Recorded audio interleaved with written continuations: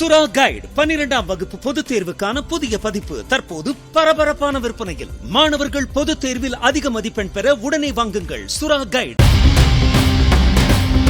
சென்னை வேளச்சேரியில் கட்டுப்பாட்டை இழந்த கார் ஒன்று மோதியதில் சாலையோர கடைகள், வாகனங்கள் சேதமடைந்தன. 5 பேர் காயமடைந்துள்ளனர். திருவொற்றியூரை சேர்ந்த பிரகதீஷ் என்பவர் வேளச்சேரி 100 அடி சாலையில் காரை ஓட்டி வந்தபோது முன்னால் சென்ற இருசக்கர வாகனத்தின் மீது மோதாமல் இருக்க பிரேக் போடுவதற்கு பதிலாக ஆக்சிலேட்டரை அழுத்தி விட்டதால் விபத்து நேரிட்டது என காவல்துறை விசாரணையில் தெரியவந்துள்ளது.